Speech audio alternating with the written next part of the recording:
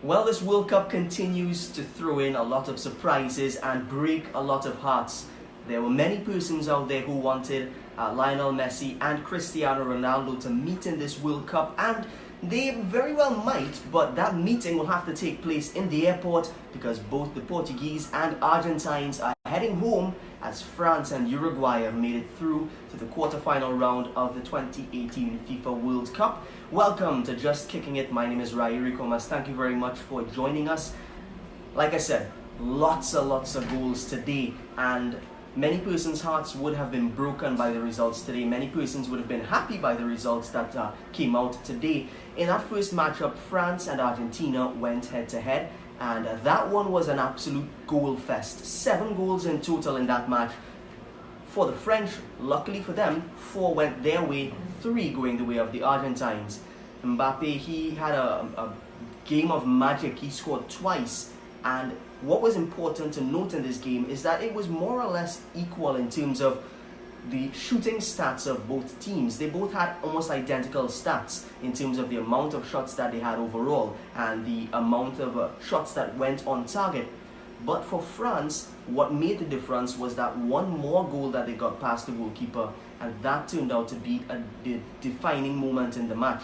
France into the quarterfinal rounds, and Uruguay took on Portugal as well, and that one, Argentina, they had Messi, and a lot of Lionel Messi fans, Barcelona fans and Argentine fans were hoping that they can see it through and go through to the next round, and they were hoping that they would meet the Portuguese there and have a sort of CR7 versus Messi showdown in that quarterfinal. But that was not to happen because Uruguay actually beat them by 2-1. Edson Cavani, he had a wonderful night, and they would have to be thanking him, the Uruguayans, for making it through to the next round because he scored both the goals that Uruguay got, Portugal only managing to score once. The Portuguese bossed the game in terms of stats. If you look at it on paper, they were in charge of the game. They had 62% possession actually. They had 20 attempts on goal in general, and only 5 of those being on target. But even those stats, although they had 15 shots that weren't on target, their stats in terms of shooting and possession was still more than Uruguayans. But as I've been saying over and over in this World Cup, what matters are goals. And if you can score more goals than your opponent, it doesn't matter if you had less possession, it doesn't matter if you had less shots, especially in the knockout round of this tournament. Goals are what going to make the difference. And they tried really hard, the Portuguese. They had Rui Patricio, the goalkeeper, up for the last couple minutes of the game. They had a corner, perhaps an opportunity to score. They had the goalkeeper up. A lot of persons were talking about Germany and their decision to have Manuel Neuer up in the dying moments of the game, and this was a similar situation. Fortunately for Portugal, it didn't end up with them conceding a third, but it really didn't matter at that point. They were just desperate to get the goal. Even after the corner was taken and possession was lost, they won back possession. Rui Patricio still decided to stay up. The goal was totally unmanned, and yet Portugal couldn't score that second goal that would have taken things into extra time. But instead, both Portugal and Argentina are going to be on their next respective flights out of Russia, and unfortunately for both their fans, it's heartbreak thanks to France and Uruguay, who will be meeting in the next round of action, which is of course the quarterfinals.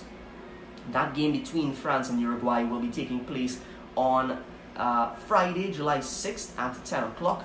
And I see Sira Chandu and Kazim Latif is also joining in. Thank you very much to all of you who are looking on. Remember, you can share your thoughts with us via the comment section and let us know. Let me know. I want to find out from you. Who do you think has the better chance in that quarterfinals? It's France versus Uruguay. Uruguay played very well tonight, but France so far in this tournament have been looking pretty good. Especially today, they gelled defense-wise. It wasn't the greatest game. They still let in 3 goals, which would have to change going on. But I'm not too sure who to choose. I kind of want to lean towards the Uruguayans because they have that ability to sort of slay giants in that sense. Now, Uruguay aren't a small team by any means. They have a very good lineup of players. But I just feel as though maybe they may upset the French, but if France wins, it'll be at least by a goal or two. I think if France wins that match, it'll be a couple goals to the good, 2-0 to France. But if the Uruguayans do happen to beat them, it's going to be 1-0 to Uruguay or 2-1 to the Uruguayans. But that game, of course, on Friday, the 6th of July, will be a very interesting one to watch. Remember, you can let us know your thoughts in the comments below. Tomorrow, there are a couple interesting games that will be on. So, Spain will be taking on Russia at 10 a.m. Spain topped their group, but Russia are not to be underestimated. This team, they're playing on home soil, so they know conditions very well. They are not unfamiliar to the heat and the temperature. That game being the earlier game, there will be some heat to contend with, maybe a bit of humidity as well. But the Russians are very accustomed to this. A lot of them play in their own backyard for CSK in Moscow and all of the other Russian league teams. Spain have not been playing particularly well throughout this World Cup, and I'm not too sure whether they can. They need to pull it together. They need to pull it all together. They had a lot of drama going on with their head coach being sacked and this other guy being brought in, and this other guy happening to be a Real Madrid legend, and now he has this task ahead of him. They did manage to get out of their group despite things looking a bit sticky for a moment. They managed to get out of their group, but I think they have to come very good to get past the Russians, because if they can't hold down the Russians, well, that game could very well go into extra time. And I think if it does, maybe Russia might be able to give the Spaniards a run for their money.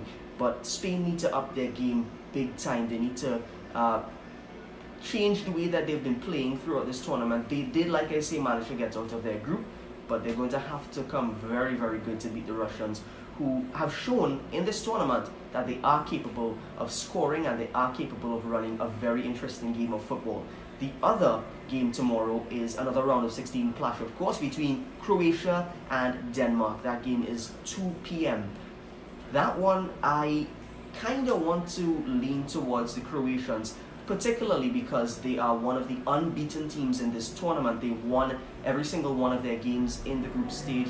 They topped that group and they came out with flying colors. I think they had a positive 6-goal difference or something like that. And Denmark, they came second in their group, which was Group C. So I tend to lean towards Croatia. Sharda seems to be agreeing that Croatia will be taking the victory, and I think that Denmark still have the ability on a good day to beat Croatia on a not so good day. And what we've been seeing in this World Cup is big teams showing up and not particularly playing 110% football. They may be giving maybe a 75%. So if Croatia doesn't come out all guns blazing like they have been throughout the group stage, I think Denmark has what it takes. They have a very good lineup of players. In particular, they have Christian Eriksen, who has shown through his league football that he is a fantastic player, and he can make the difference tomorrow for Denmark against Croatia. But as of now, I tend to just lean a bit towards the Croatians. Tomorrow we'll have to wait and see. So just a reminder, the games that are on tomorrow: Spain will be playing Russia at 10 a.m. and Croatia, Denmark at 2 p.m. I'm interested in seeing who gets to the finals of this World Cup and who takes that trophy and raises it over their heads on that final day of the World Cup, because it'll be a team to look out for next time around, because we've seen this trend of the defending champions being knocked out in the group stage, and they will have that pressure on them from now until the next World Cup, and even throughout their qualifying stages. Whoever wins this tournament and whoever raises that trophy, you guys have a lot riding on your back. So good luck to whoever wins this tournament. This tournament, of course, ending on, I think it's the 15th, correct me if I'm wrong, and that game will be a fantastic game. My prediction right now, I feel as though France can get into the finals of this tournament, so we'll have to wait and see. My team throughout this tournament has been Spain ever since I know myself, so tomorrow I'll be hoping for a Spanish victory, and I don't know, maybe Russia can give the Spaniards a bit of trouble, but we'll have to wait and see what happens tomorrow. Well, that's it for Just Kicking It today. It's a shorter just kicking it than usual, because as you can see, I don't have any company today, but hopefully very soon we can bring back some of that interaction. Maybe have Sarah Chandu with me as well as Rodney Ilahi for another one. I know you all have been enjoying that, having all three of us here on the panel. Right now it's a one-man panel, so we'll have to hold on until maybe Monday. We'll see what happens around.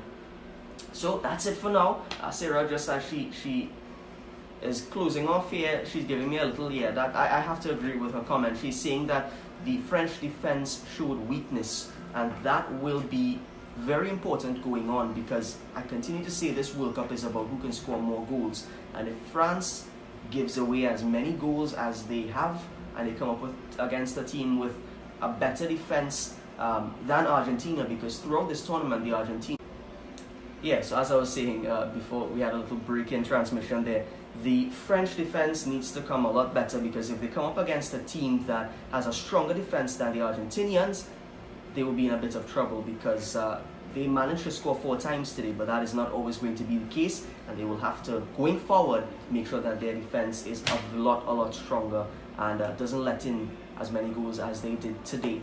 That's a wrap for Just Kicking It. You can join us again tomorrow. I won't be here, unfortunately, but Sarah Chandu will be the one here to ensure that Just Kicking It continues, and she will do so very competently. Nazir Mohammed is saying rest in peace to Argentina, rest in peace as well to the Portuguese. It may very well be the last time that we see Leo Messi and Cristiano Ronaldo at a World Cup. So both who have become legends of the game have gone out in some heartbreaking fashion, as this World Cup continues to throw up some surprises and some heartbreaks along the way. That's a wrap for Just Kicking It for today. My name is Rai Ricomas. Thank you very much for joining us, and join us again tomorrow for another episode.